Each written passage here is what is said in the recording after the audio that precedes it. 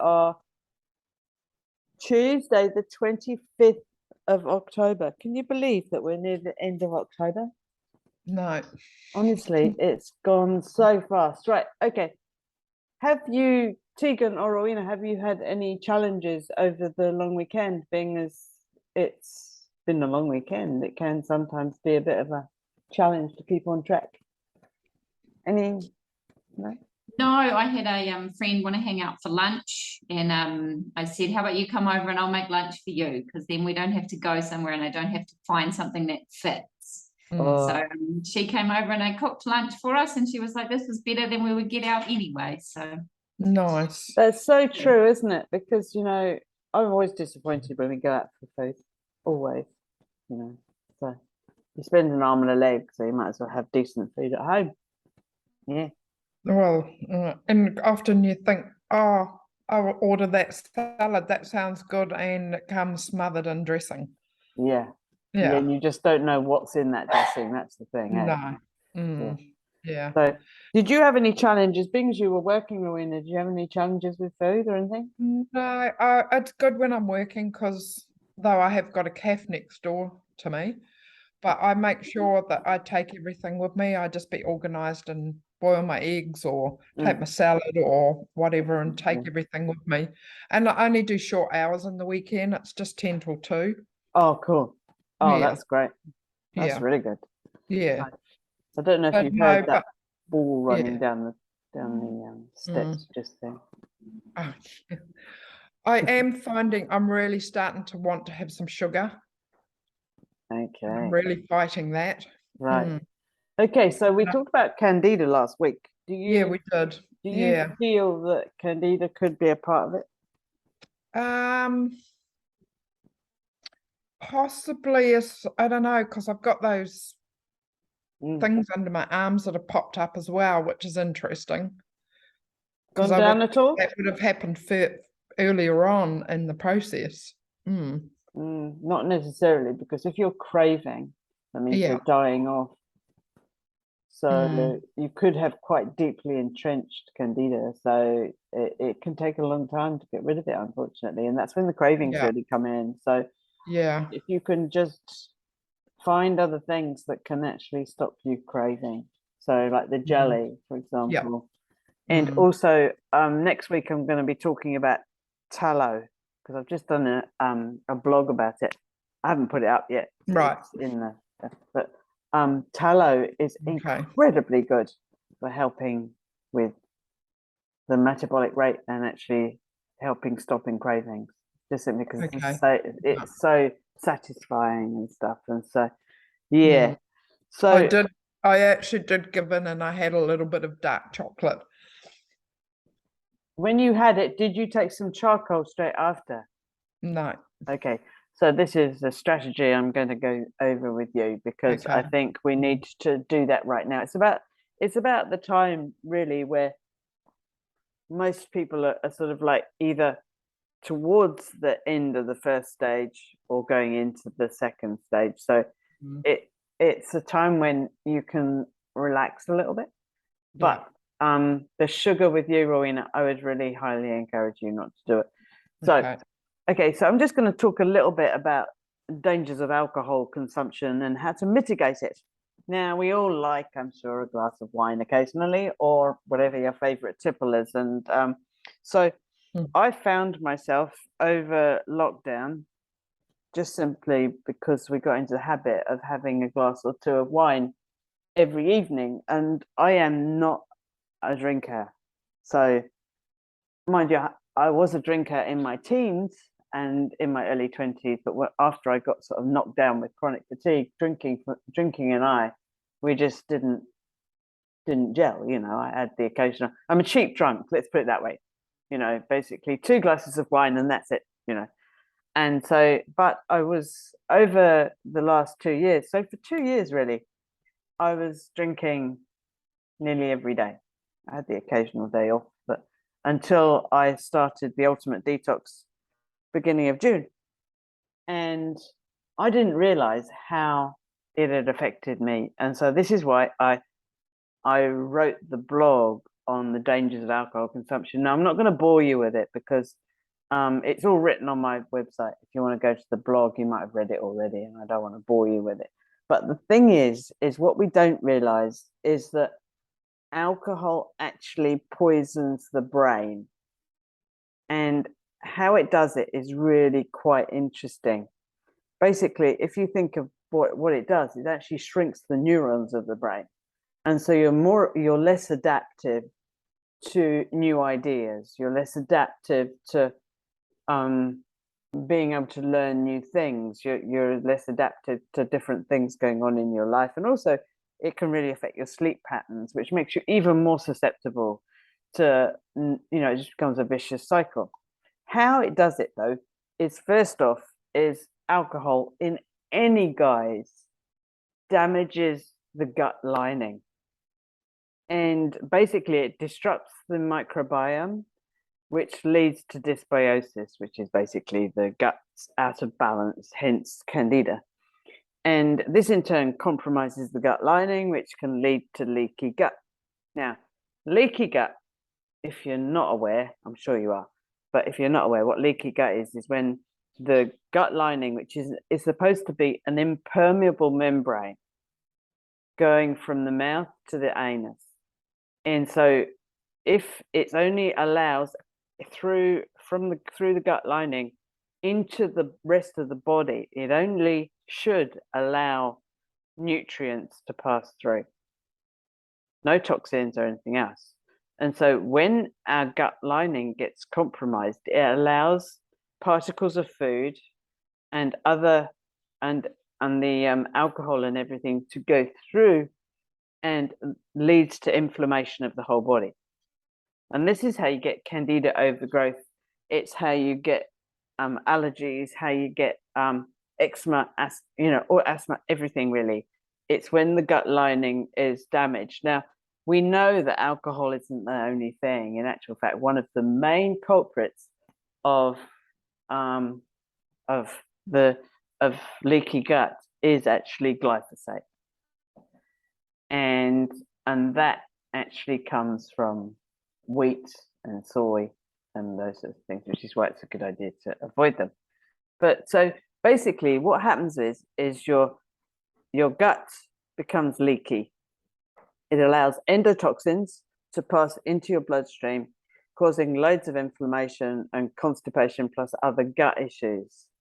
Then the alcohol itself, as in the ethanol, causes liver damage. And the reason is because the gut lining has been compromised, and so it allows it to come through in the first place. And so the liver, it causes inflammation, oxidative stress, as well as fat deposits in and around the liver, hence fatty liver. A lot of people who drink quite a bit don't actually put on weight. They'll put on fat around the liver, which is actually much more dangerous. But so basically the alcohol depletes the liver's ability to detox other toxins, and so in turn disrupts the ability to get rid of other harmful substances that normally it would be able to cope with. And so it can cause lots of health things along the way. Then brain damage. The ethanol, which is what comes from through the liver, causes damage via the gut. And this is the long-term effects of that night on the town. It does it via immune activation and inflammation, and that is cause your brain. So hence you get a hangover. So alcoholics are known to have reduced grey matter, areas of neuron density in the brain, which is one of the reasons they have trouble learning and memory loss. However, it's not just alcoholics that have issues. You can have 1 to 2 drinks per day, and it's associated to brain damage. Now, the study I was reading, they reckoned that 1 to 2 drinks a day over a period of a year could actually age your brain up to 10 years. That's mind-blowing to me, because it sounds a bit extreme. However, I must admit, I felt like I'd aged quite a bit over the last couple of years, and I feel that my brain has come back to its usual cognitive. I'm not saying I'm a brilliant or anything like that, but it's come back to its normal ability to recall and everything else. And so the other things that it's really interesting is that alcohol lowers testosterone. Now, us women also have testosterone. It actually can make us strong, and it actually can prevent osteoporosis and those sorts of things. And what it does is, men and women, it lowers testosterone and increases estrogen, which is not a good thing. And so there's multiple mechanisms, as I say. There's lots of stuff going on my blog, but it also depletes your B vitamins, vitamin A, and NAD. Now, I'm sure you know B vitamins and vitamin A, but NAD is basically nicotinamide adenine dinucleotide. I think that's how you say it, which is why we call it NAD. And it's found in every living cell and is essential cofactor. And the compounds necessary for the activity of molecular machines, enzymes involved in fundamental biological processes. And so basically it was initially discovered in 1906, but it's not really, people don't really know about NAD. And basically we need it for the health of all our cells, tissues, and the rest of our body. So it's just every single bit of it. So what it can do is it can interfere, if you have lack of NAD, it can interfere with your circadian rhythm, so sleep, glucose metabolism, cognitive function, cell renewal, and cell repair. And alcohol isn't just processed by the liver, of course, and it actually makes its way to every organ, which requires NAD to dispose of it. So if you deplete NAD, your metabolic rate and your tissue repair begin to slow down and allowing the aging process. And so that's it. So there's lots, the sleep and all that sort of stuff. Anxiety can cause, believe it or not, alcohol can cause anxiety, can cause depression, of course. Now, there are a few things that we can do to negate the effects of alcohol occasionally. I'll emphasize occasionally, okay? Special occasions, and at most once a week. I would say once a month would be optimal. So this is what I would suggest you do. And in actual fact, yeah, I'd also suggest you do it if you're going to go off plan. And I'm talking about chocolate here.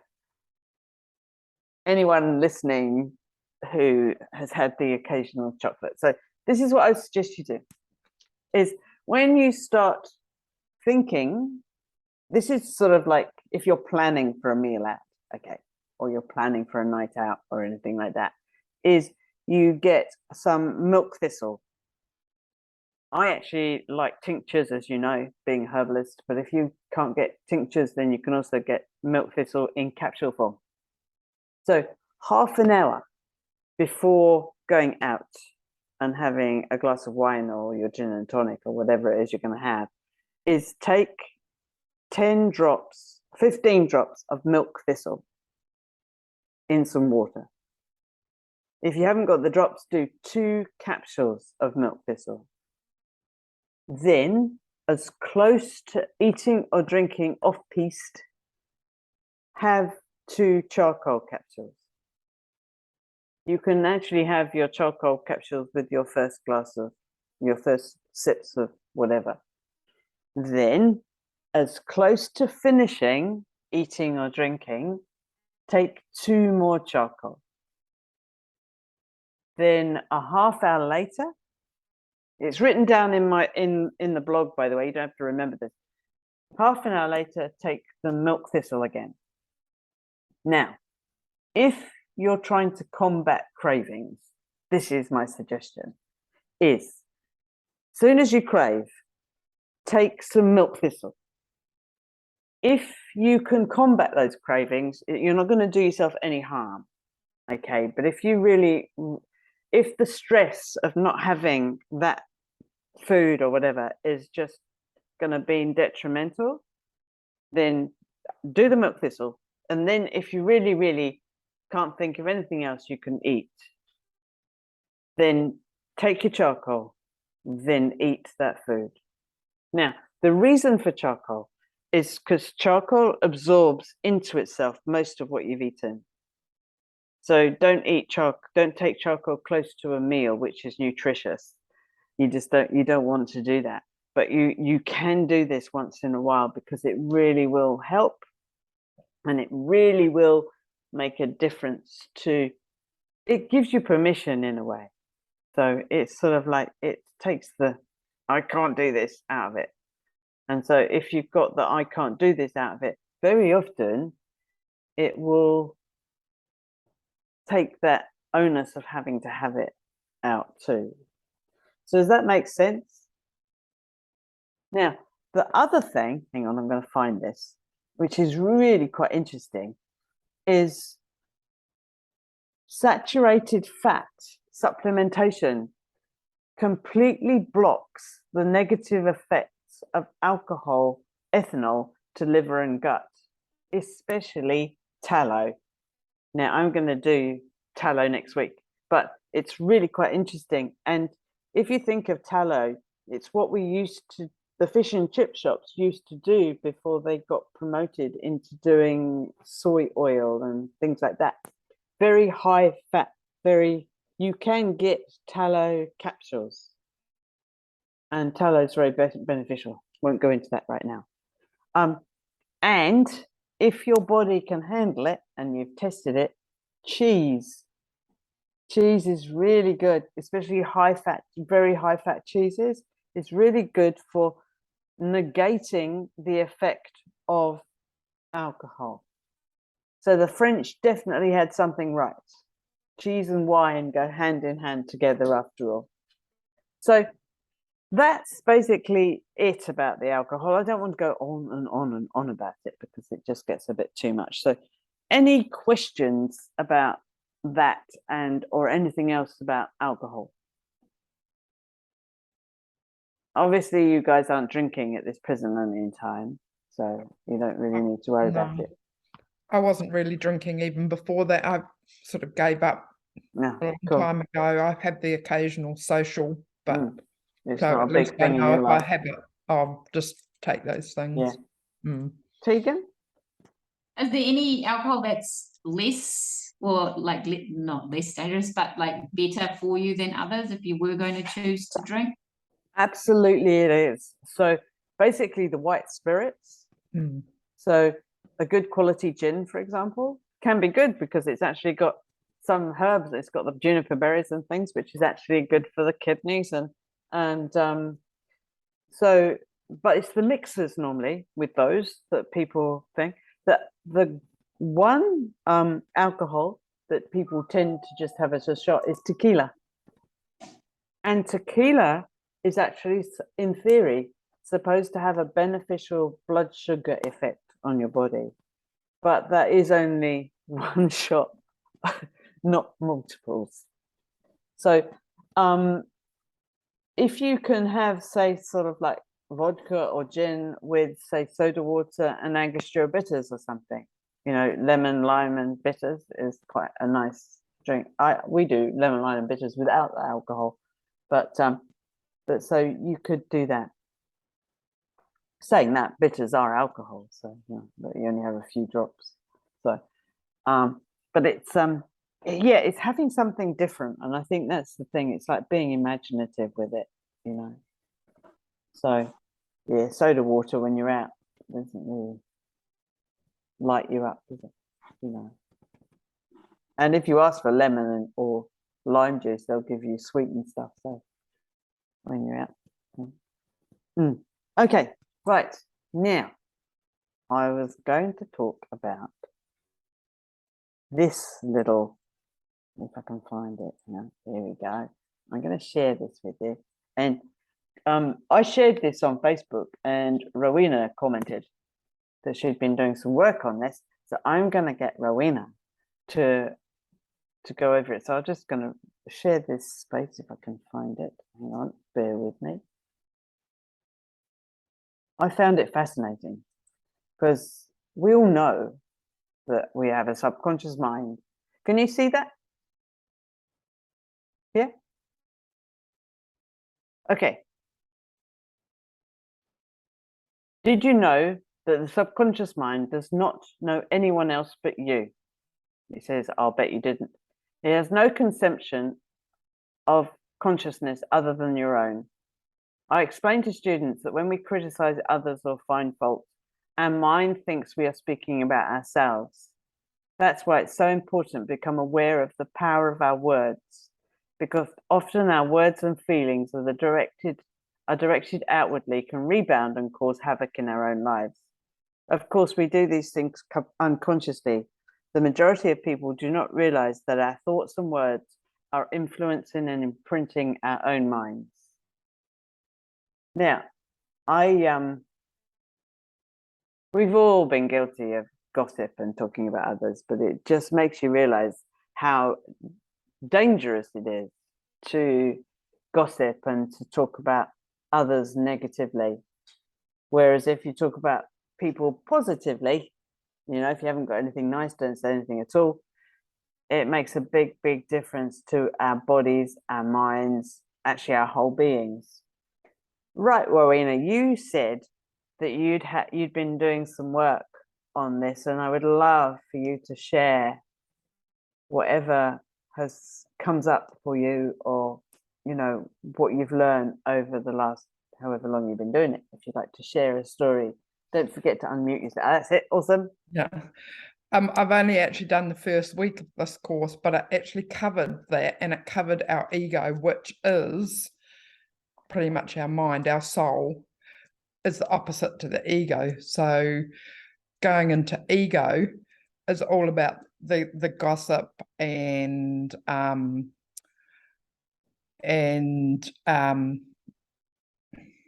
what were we just saying? Gossip and blaming and judgments and all of that.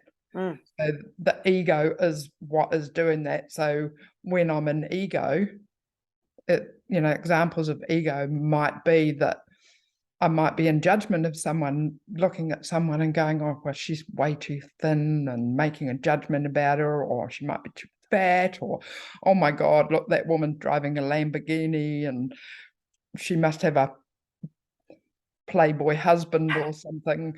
Yeah. So again, like you said, with the subconscious, if I bring that back to myself, where am I judging myself in that, and what I might not have, or what I might want? Yeah, it's really quite interesting, isn't it? Because that's what comes to mind, is like, judging.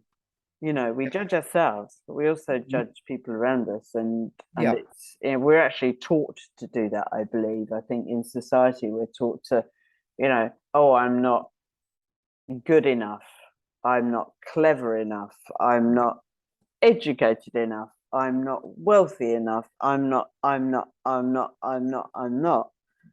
the more I'm not, and then of course we're judging people. Oh, look at that person, they're so wealthy, they're showing off, or That's you know, right.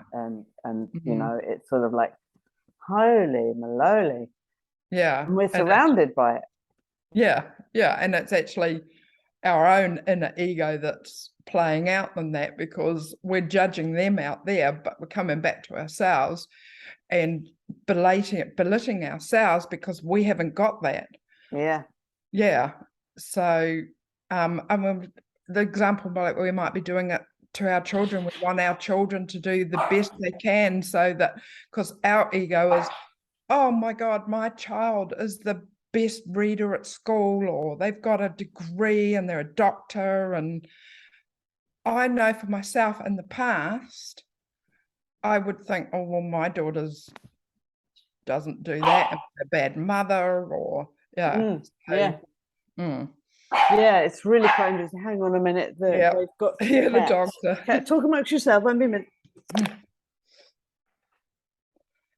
Oh, I'm having a hot flush.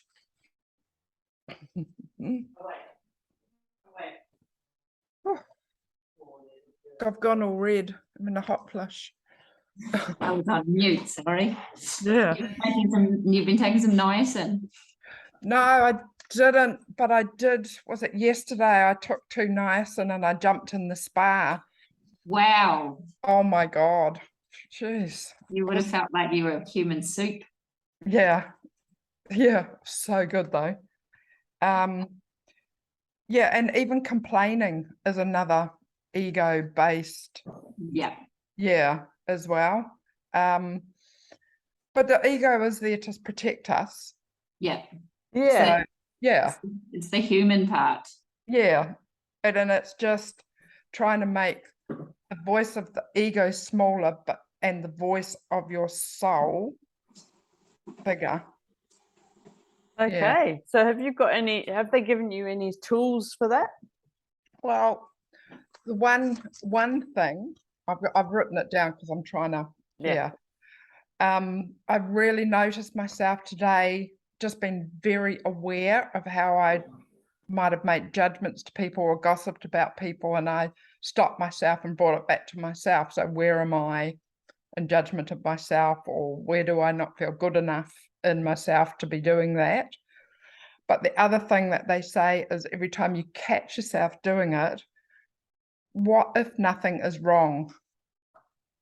Mm. So, you know, I make myself wrong when I go into judgment, or I go into gossip, or I discover that, someone got something better to me, or, I might go into my own little judgment. But what if there's nothing wrong with that? Yeah. Yeah. What if? What if? Yeah. What if nothing was wrong?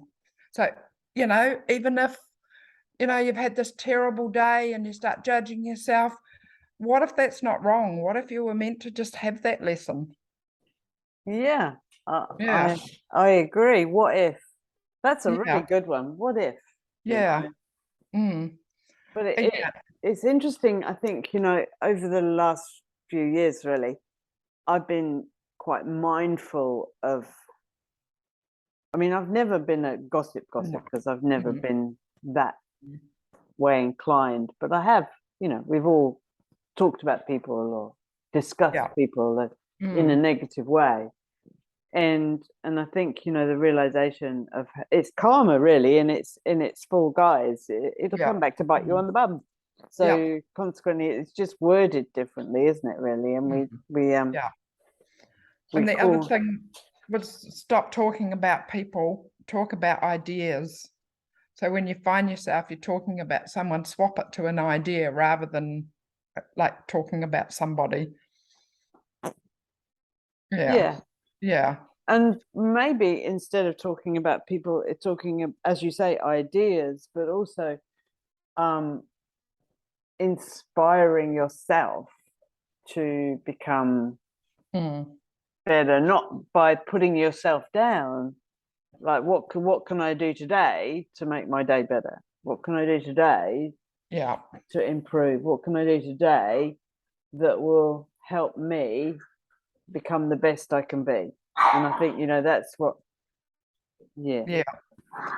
And for me, it's been in gratitude as well. Like I might have a bad day, but when I come home, I look out my window and I've got the most beautiful surroundings. I've got amazing friends. I've got a business that I love. So it's just reminding myself when I go into that negativity and want to gossip or compare, look what I've got. And go into that gratitude rather than the poor me and victim mode. The victim is ego trying to protect you. And just taking full ownership and accountability for what I'm talking to myself or whether I'm talking about someone else. Just own it and say, whoops. Oops, a daisy. I'll just take my attention over there. Yeah. Because we're all I know I have been in the past, but I've done a lot of work now to blame everyone else. It's his fault that my marriage didn't work. It's his fault that I put weight on because I was so unhappy because he didn't give me the love that I needed. But I need to take responsibility for that because I had a part in that. I had a part in all of my marriage breakup and putting weight on. Yeah, you can take all of those things, can't you? It's my parents' fault. It's it's like guilt, putting the guilt on guilt. instead of going, right, well, this is what I have now. This is what's happened to me in the past. This is what I've been like in the past. Okay, so that's interesting. That's my favorite word, interesting. Interesting. That's interesting. Right.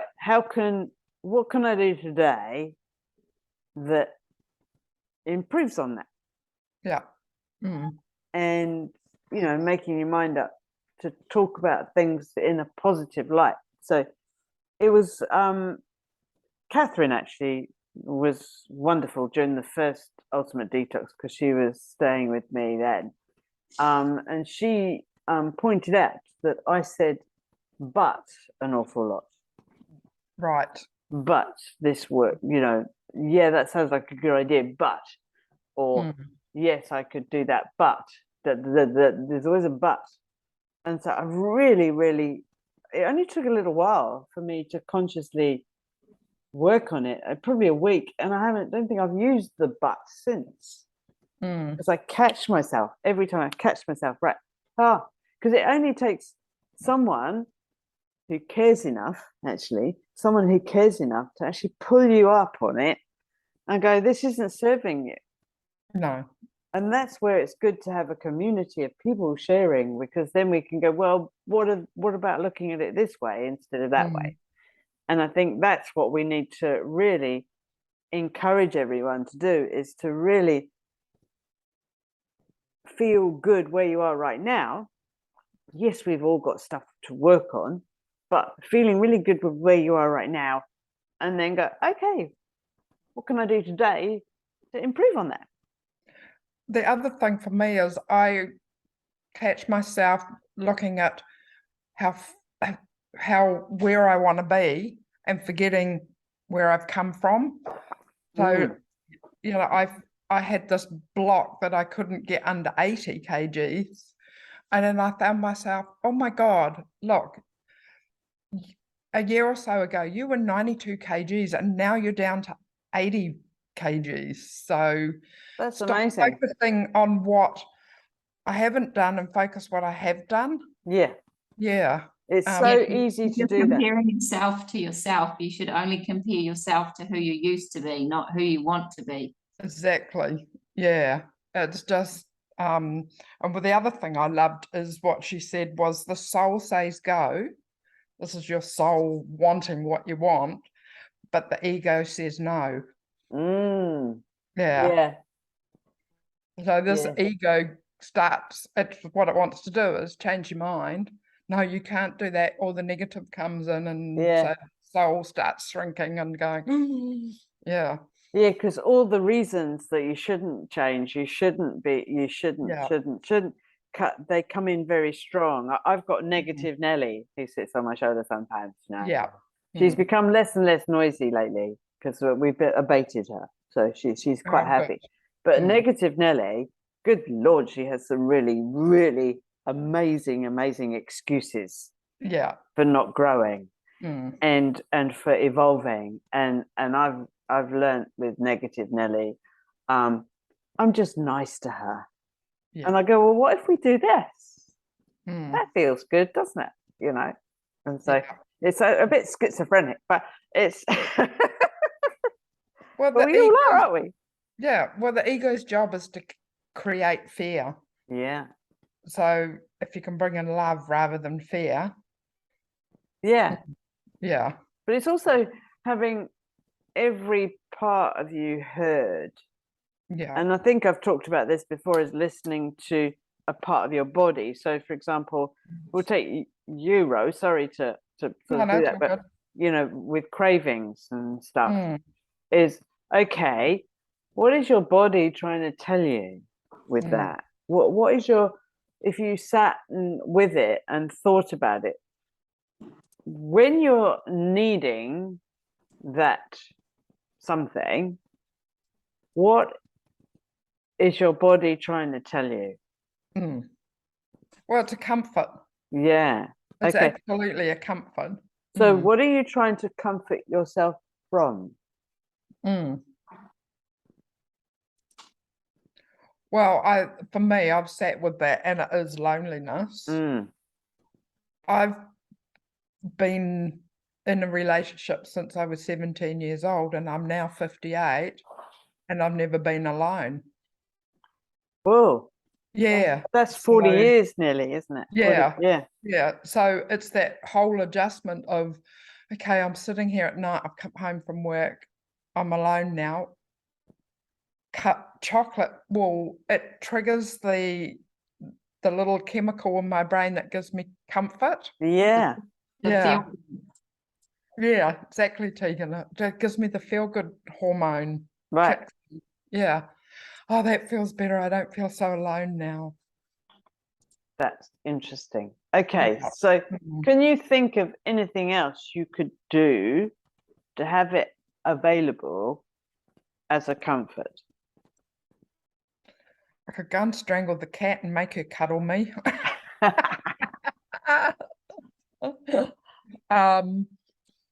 So what I have been doing is getting my phone and putting some meditation on and going sitting in the spa. Yeah. And doing those Sophrego, however you pronounce it, Solfeggios. Yes. So I've been putting a few of those ones on to for my healing. Nice. Yeah. Nice. They are really lovely. They really make a big difference.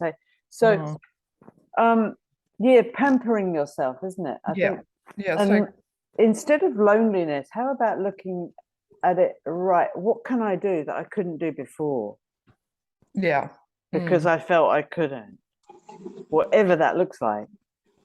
And that would be loving myself and honoring myself and going and having that spa or bath or putting a face mask on or whatever, because or going and learning something new or exactly. you know, because I think also the realization is, you know, this anyway, so I'm sort of like talking to someone who knows, but you're surrounded by your guides, so you can have big long conversations that are really, really interesting actually. Yeah. You don't ever have to be lonely because you're surrounded. Yeah. So because it's quite interesting loneliness, isn't it, really? It is. And I've been surrounded by people and I felt lonely. Yeah. So, yeah, you can be in a relationship and be very, very lonely. Yes. Which I think you probably were for a while. Yeah. It's just that there was someone there, someone physically there that had your energetic attention. And it might have been negative attention, but it actually had your energy directed at them. And so now you can really put your energetic attention onto yourself. And one thing I would suggest, and you may do this already, Rowena, is sit in front of the mirror and have a conversation with you. I think that would be a really beneficial one for you. I've done a process which is really cool when you have two chairs and you sit in the chair and talk to yourself. It might be you choose a word which might be loneliness, and you actually confront loneliness and have this conversation with loneliness. Like I might say, well, okay, loneliness, Rowena thinks that you've got a hold on her. Well, how do you feel about that? And then I'd run over and sit in the other chair and be loneliness and answer it. And it's actually a really powerful process. Oh, that would be. Yeah. Have you done it? Oh, I've done it on other things, yes. Yeah. So it might be a good one to do on loneliness. Loneliness, because I think it sounds like you need to do a process and it has to feel right for you. So sounds like that one's a good one, because it'd actually be quite funny. Yeah, because then you answer as loneliness, but you're answering your own inner self. Yeah. And you go, oh my God, why did I not even get that? Yeah. So do you record yourself? No. So you have the two chairs and I'll sit as myself and ask loneliness. So, I'll ask it a question and then I'll go and sit in the other chair and become loneliness and answer my own question. Yeah. And then you just keep doing Bouncing. that. Yeah. And it's amazing what comes up. Yeah, it would be. It would be quite incredible, really. Because I mean, we seldom set ourselves time for that sort of thing. Because you've been busy over your life, children and grandchildren, partner, and businesses, and busyness. Even though you've had mindful businesses, it's still busyness, isn't it? Yeah. I think it's called the Gestalt. Yeah. Gestalt. Oh, I think yeah. that's what it's called. Process. I have to Google it and send Gestalt. you a message. That name rings a bell. Yeah. Gestalt therapy. Hang on. While we're talking, I'll look it up while you're. Gestalt. Gestalt. Oh, no, I can't do it while I'm on here. No, I don't know how to spell Gestalt, so No. G-U-S-T. U-A-L-T. Gestalt therapy, there it is. And you can actually to form a therapy that focuses on the present moment rather than the past experiences. Yeah. I think you'll probably find that there's some trigger because, with you talking about 80 kgs, there's something that's triggering you to stay there. Yeah. Because I've been losing, and I've got down to 80 point something, and then I go up, and then I go back down to 80 point something, and then I go back up again. So I've realized that. Yeah. There's a set point, isn't there? And I think we have these set points, and I know from my experience with it is basically there's something happened when you were at that weight, right, emotionally, that you haven't totally worked on. Actually, you know what? I just got something that when I was in my 70 kgs, I got attention from men. I was looking good. That will do it. Yeah, because I've now on my second marriage going, I'm done with men. I don't want a man in my life. It's all about me now. So if I get under 80 kgs and I start looking good, then men are going to start. This sounds really presumptuous, but men might start looking at me and wanting to ask me out again, and I'm like, back off. So maybe there's a fear there that you might be susceptible again. Yeah, well, I keep choosing the wrong men, don't I? So I thought I'll just stay away from them. Yeah. So basically, by staying at the weight you are you actually in your comfort zone, knowing that or feeling that you won't attract men? Yeah. And yeah. So that's a really good realization. Actually, it just suddenly clicked in. Yeah, because and it's really important because we sometimes we go through life and we know about set points, and I know you do, Rowena, because you work with people and you've been doing so many different things. But sometimes it's just basically just having a chat like we're doing now. It just goes, that's I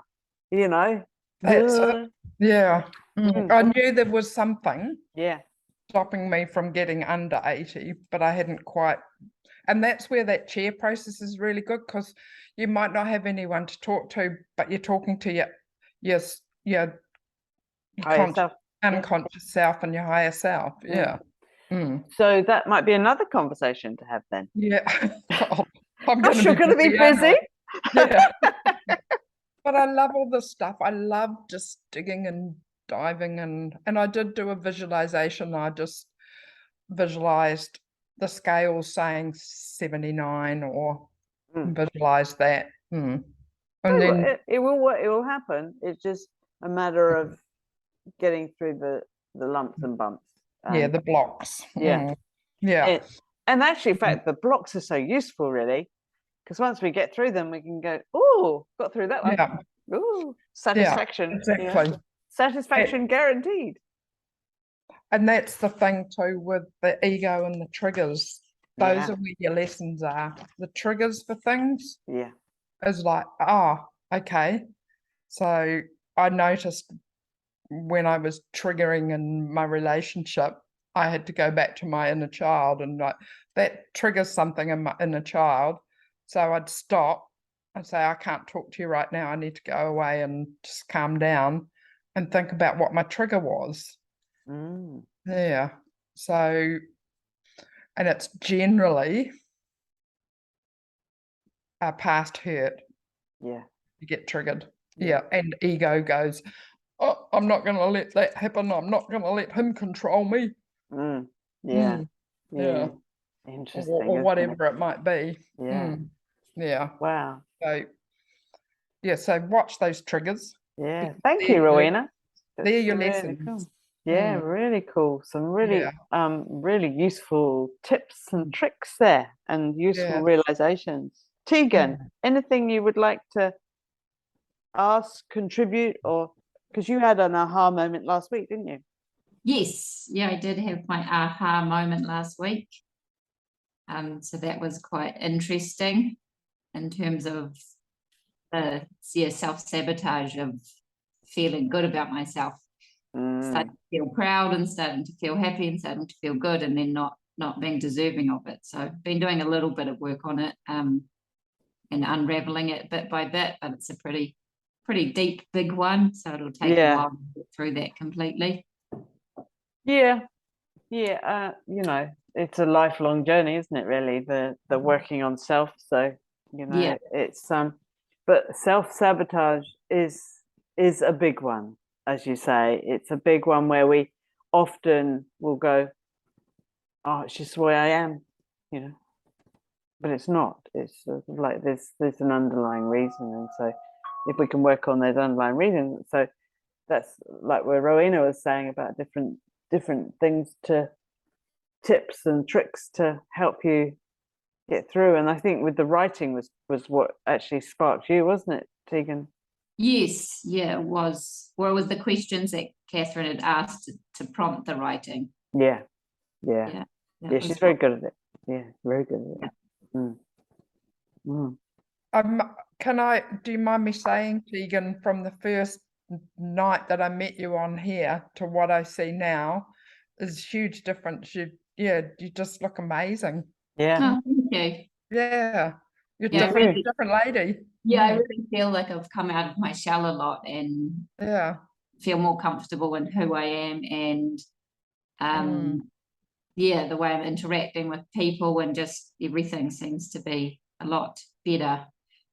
So it's back to my old self, I think, my true self, rather than the masks and faces and stuff I was putting on to hide from everything. So it's really you good. Definitely don't need to hide, Tegan, that's for sure. That's protection. Yes, that ego thing. Yeah. And it's funny, we call it like a comfort zone, but most of the time the comfort zone is the most uncomfortable place to be.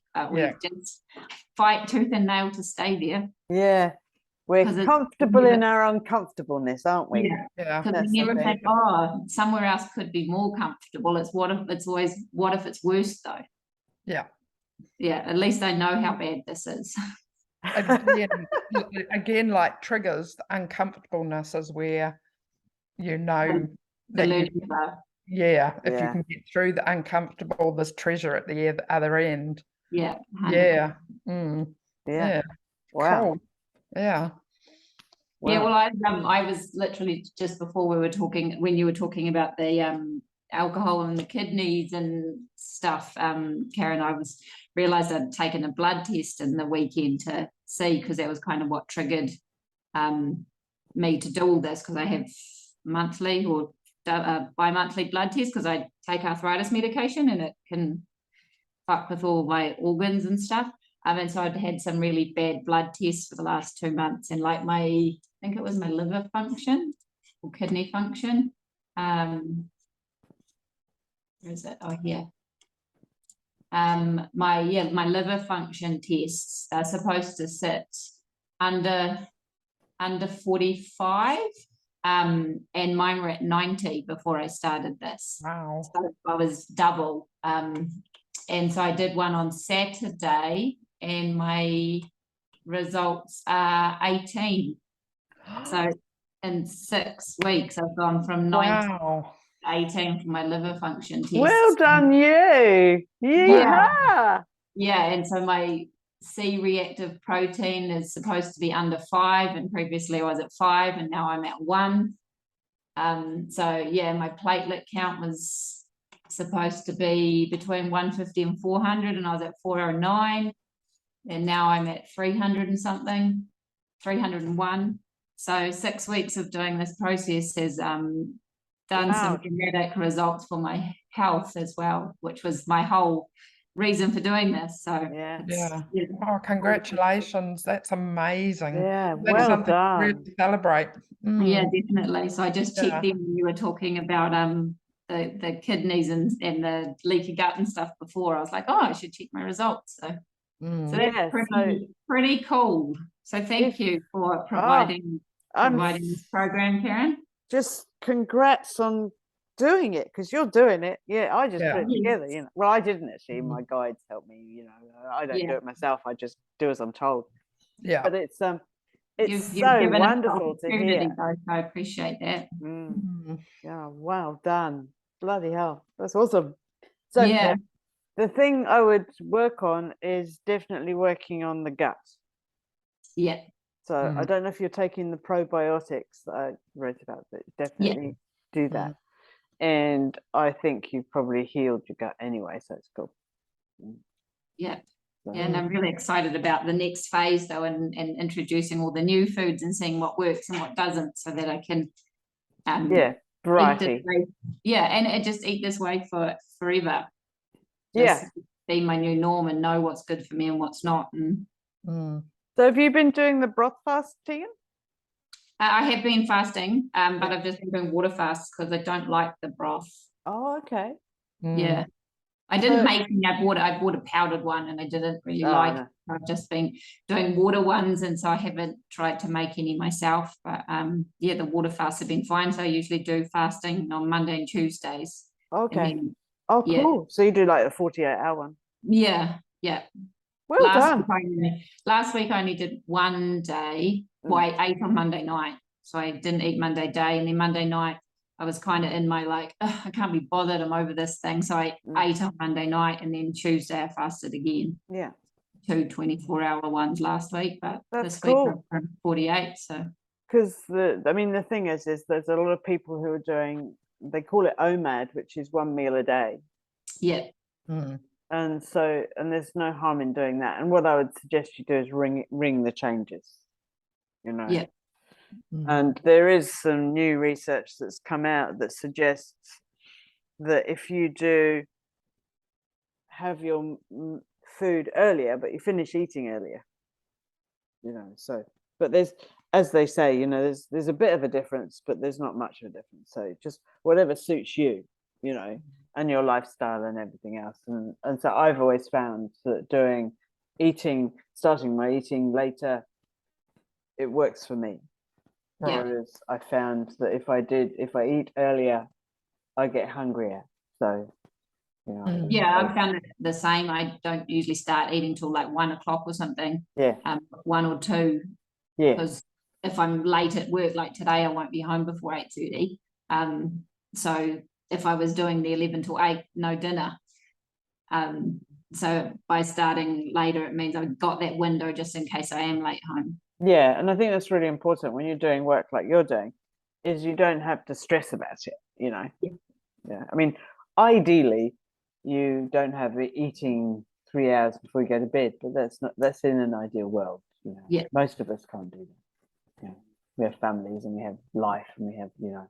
So, but the thing is that well done, Tegan. I'm so impressed. That's very cool. Very cool. Yeah. So you've obviously got through something else as well. So it's interesting how you had your sort of sabotage thing before you did your blood tests. Because it would have been quite interesting, wouldn't it, if you'd have done it the week before? Yeah, because I did the blood test the week before I started Yeah.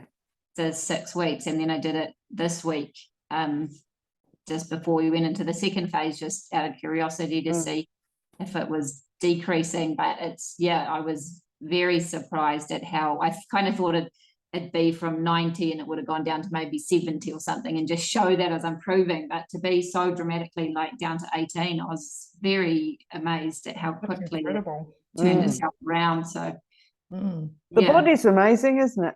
The body is so Mm-hmm. amazing, and you know, there's no reason, I don't believe, that you can't heal yourself from anything.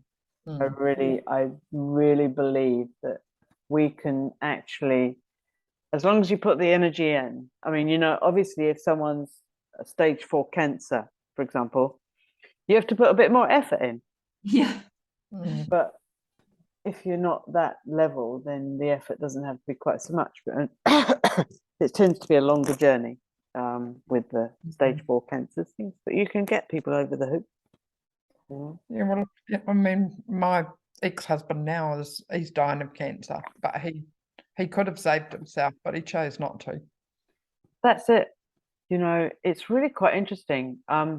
Forgive me if I've already told you this story, but when I was working in London, there was a young guy. He was in his mid-30s. He had a young family, and he had kidney cancer. And they travelled down. We were in London, and they travelled down from Scotland to see us. And his family came with him. So he had his wife and his 2 kids. The 2 kids were sort of 8 and 9, I think. But he'd been battling this for about 2 years. He was exhausted, bless him. He'd gone through the chemo, he'd gone through the radiation, gone through everything. He was absolutely and utterly exhausted. And so we went through the program, which was fasting and taking lots of herbs and doing all of this and doing hot and cold therapy and blah, blah, blah.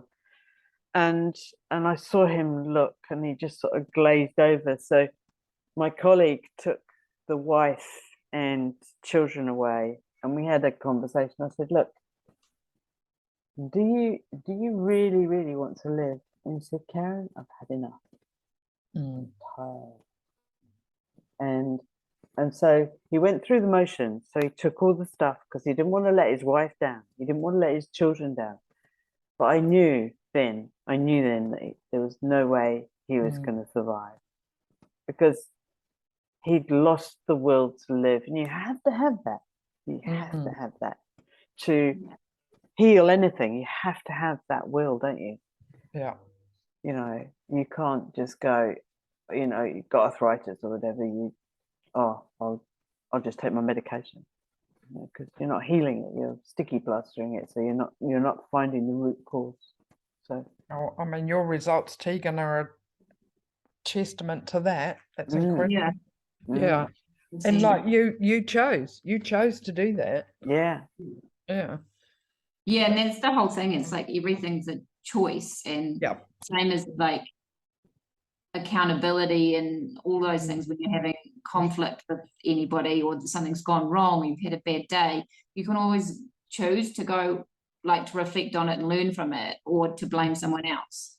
And every part of your life, you're like I always find, if I'm having conflict with somebody, or something's gone wrong, or I've had a bad situation at work, I'm always like, what was my part in that? What could I have done differently to have a different outcome there? Because even though I wasn't the one that made the mistake, I played some part in it. So I could have, like, provided better guidance, or checked in on something earlier, or given that person a place to talk, or there's always something that we can do to change, to like learn from every situation, whether it's directly our fault or indirectly our fault. We always have some part to play in everything. And even like this diet and this detox, it's all a choice. So and I'm choosing to do the detox, so it's not, and I've been very clear, like, it's not a diet, I'm doing a detox. This is not a diet. I'm not doing it to lose weight. The weight thing's an added bonus, but it's a lifestyle, and it's a detox, and I'm doing it for health. And like, yes, I can't eat that, but I'm choosing not to eat that. Yeah. Not my diet says I can't. I can put it in my mouth and eat it if I want to eat it, but I don't want to because I'm choosing my health and I'm choosing all of these other things. So it's got nothing to do with it being a diet and that diet restricting my food. And then it kind of takes those cravings and stuff away because it's like it's my choice not to eat those things. Yeah. And you're choosing you. Yeah. And that is the biggest gift, isn't it? It really is. And it's so wonderful to be able to see, because Rowena, you've changed too. You know, you may not see that, but you know, seeing people change in front of my eyes is absolutely amazing. Yeah, it must give you absolute joy to see it, knowing that it does. Every person who I hear from and chat to and that's getting success is wonderful. I mean, the thing is I do like a challenge though. So if someone's not getting the results, I do like a challenge. So it's not as if I don't, but most of the time people are getting results, so I don't have to worry. Well, I was at the stage that virtually everything I put in my mouth gave me such bad reflux and heartburn. I'd sit up in the night sometimes and it would just all come back up. Wow. And I haven't had it once since starting this. Not even that's with magic. tomato. Yeah. Wow. That's so awesome. That is so awesome too. Wow. Results. So I really feel like my gut health has completely healed itself, and that was my reason for doing it. I couldn't carry on not being able to eat. I couldn't do dairy, I couldn't do almonds, I couldn't do bread, I couldn't do citrus, I couldn't do tomatoes, I couldn't do red meat. And it's like, oh my God, how am I going to live my life being constantly in pain when I eat? Yeah, water and lettuce. Yeah. That's just your body telling you something, isn't it? I mean, you know, the thing is it's somebody going, help. I'm under stress. No. Anyway, it's been an amazing call. Yes, thank you so much for coming, ladies. I really, really appreciate it. Yeah, I've really enjoyed it. Thank you both. And if there's anything I can do to help, you know where I am. Yep. Awesome. Absolutely. Thank you, thank you, thank you. All right. See you next week. Have a beautiful week, ladies. Yeah, you too. Bye. Bye.